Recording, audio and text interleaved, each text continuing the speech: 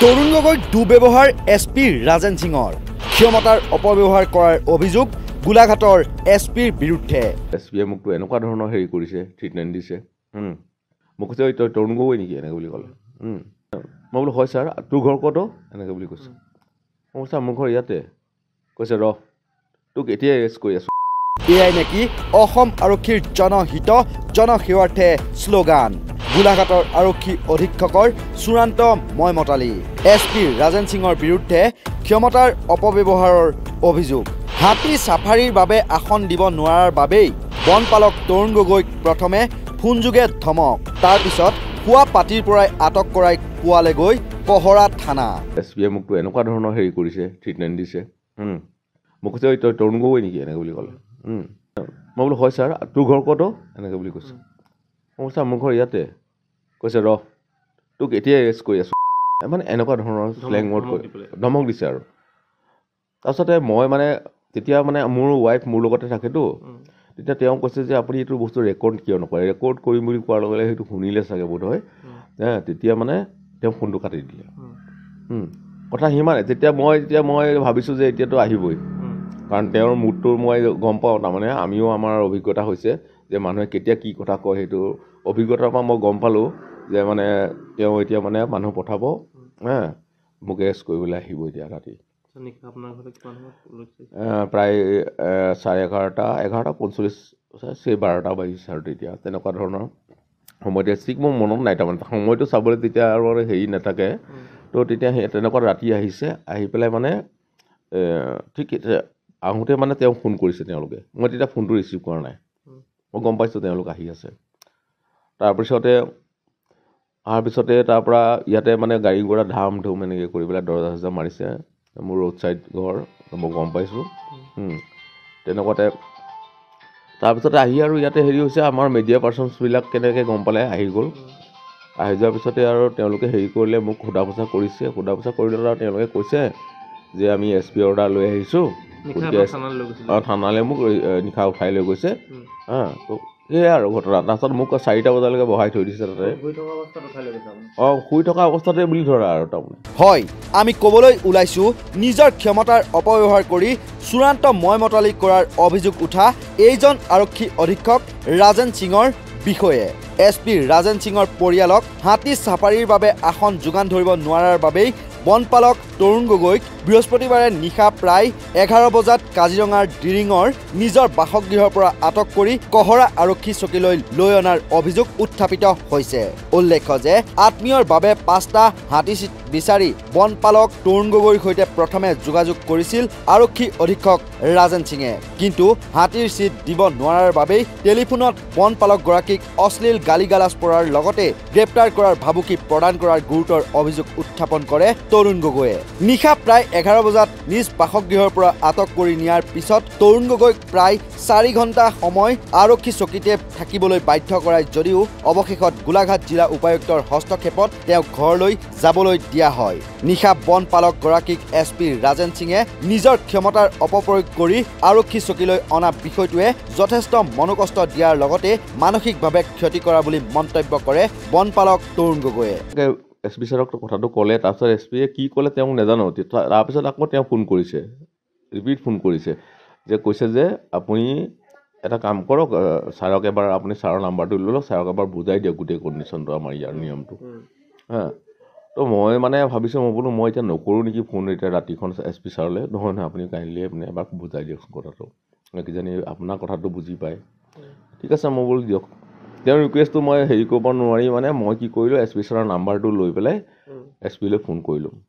মই ফোন কৰিলোঁ যে মই এনেকৈ মই আমুক ডিপাৰ্টমেণ্টত কাম কৰোঁ, গতিকে আপুনি এটা এলিফেণ্ট চাফাৰী হেৰি বিচাৰিছিলে, তো আপোনাক এনেকুৱা কণ্ডিশ্যনত মানে দিব নোৱাৰি। আপুনি এটা কাম কৰক, ডে আফটাৰ টুমৰো আপুনি হেৰি কৰক, যদি আপুনি পাৰে আপোনালোক থাকিব পাৰে, তেতিয়া আপোনাৰ কাৰণে ছিটটো হেৰি কৰি ৰাখিম কিবা কৰি পেলাই।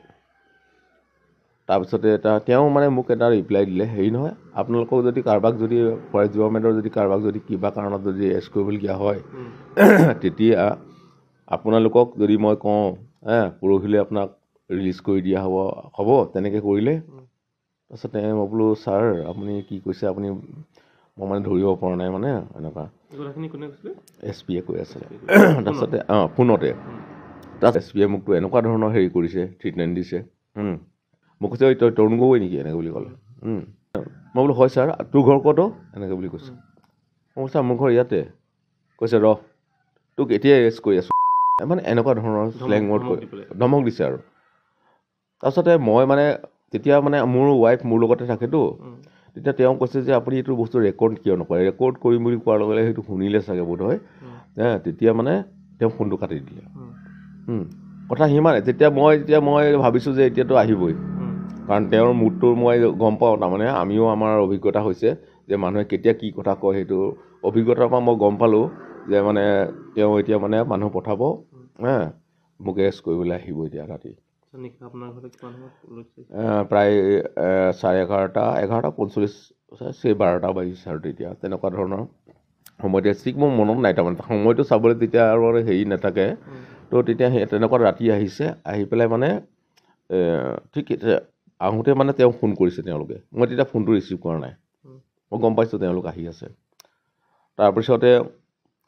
তাৰপিছতে তাৰপৰা ইয়াতে মানে গাড়ী ঘোঁৰা ধাম ধুম এনেকৈ কৰি পেলাই দৰজা চৰজা মাৰিছে মোৰ ৰোড ছাইড ঘৰ মই গম পাইছোঁ তেনেকুৱাতে তাৰপিছতে আহি আৰু ইয়াতে হেৰি হৈছে আমাৰ মিডিয়া পাৰ্চনছবিলাক কেনেকৈ গম পালে আহি গ'ল আহি যোৱাৰ পিছতে আৰু তেওঁলোকে হেৰি কৰিলে মোক সোধা পোছা কৰিছে সোধা পোছা কৰিলে আৰু তেওঁলোকে কৈছে যে আমি SP অৰ্ডাৰ লৈ আহিছোঁ গতিকে থানালৈ মোক নিশা উঠাই লৈ গৈছে তো সেয়াই আৰু ঘটনা তাৰপিছত মোক 4টা বজালৈকে বহাই থৈ দিছে তাতে শুই থকা অৱস্থাতে বুলি ধৰা আৰু তাৰমানে যদি তৰুণ গগৈয়ে অনা এই অভিযোগ সঁচা হয় তেন্তে তাৰ ওপৰত ভিত্তি কৰি ৰাজেন সিঙলৈ আমাৰ মুকলি প্ৰশ্ন এনে চূড়ান্ত অসভ্যালি কৰাৰ সাহস ক'ত পালে SP ৰাজেন সিঙে মুখ্যমন্ত্ৰীয়ে SP সন্মিলন অনুষ্ঠিত কৰাৰ ৰিজাল্ট এয়াই নেকি কাৰ বলত বলিয়ান হৈ এনেকৈ ক্ষমতাৰ অপপ্ৰয়োগ কৰে একাংশ SPয়ে ৰাজ্যৰ গৃহ বিভাগে তেওঁলোকৰ বাবে কৰি দিয়ে নেকি বিশেষ ব্যৱস্থা তলৰ বিষয়া কৰ্মচাৰীক এনে অপব্যৱহাৰৰ ক্ষমতা দিলে তেওঁলোকক কোনে আৰক্ষী অধীক্ষকৰ ব্যক্তিগত স্বাৰ্থ পূৰণ নোহোৱাত প্ৰকাশ পোৱা এনে আক্ৰোশ মনোভাৱে সমগ্ৰ আৰক্ষী বিভাগলৈ কি বাৰ্তা প্ৰেৰণ কৰিব তাৰ উত্তৰ আছেনে গৃহ বিভাগৰ দায়িত্বত থকা মুখ্যমন্ত্ৰী হিমন্ত বিশ্ব শৰ্মা আৰু DGP GP সিঙৰ হাতত অৱশ্যে মুখ্যমন্ত্ৰী হিমন্ত বিশ্ব শৰ্মা আৰু DGP GP সিঙৰ প্ৰত্যক্ষ হস্তক্ষেপত বনপালক তৰুণ গগৈ বাসগৃহত উপস্থিত হৈ আৰক্ষী অধীক্ষক ৰাজেন সিঙে তৰুণ গগৈৰ পৰা ক্ষমা বিচাৰে ইয়াৰ লগতে তৰুণ গগৈলৈ ফোনযোগে আৰক্ষী সঞ্চালক প্ৰধান GP সিঙে সমগ্ৰ ঘটনাক লৈ দুখ প্ৰকাশ কৰে SP sir Rajen Singh sir তেওঁ নিজে আহিলে মোৰ ঘৰলৈ আৰু অহাৰ কাৰণে মই খুব সুখী আৰু মই মানে শংকাত আছিলোঁ এতিয়া মোৰ শংকা দূৰ হৈছে তেওঁ কৈছে আৰু কথাখিনি যে মোৰ ভুল হৈ গ'ল সেইটো মানে মোৰ কাৰণে যথেষ্ট আৰু তো আৰু GP সিং ছাৰেও ফোন কৰিছে তেখেতকো মই অশেষ ধন্যবাদ জ্ঞাপন কৰিছোঁ লগতে আমাৰ মুখ্যমন্ত্ৰী ডাঙৰীয়াই এই কথাত অলপ হস্তক্ষেপ কৰাৰ কাৰণে মোৰ ভাল লাগিছে তেওঁলৈও মোৰ অশেষ ধন্যবাদ থাকিলে তেওঁলোক আটাইকেইজনে মোৰ কাৰণে মানে GP সিং ছাৰ আৰু মুখ্যমন্ত্ৰী মহোদয় দুয়োগৰাকীয়ে মোৰ কাৰণে মানে চিৰনমস্য ব্যক্তি হিচাপে মোৰ হৃদয়ত থাকি যাব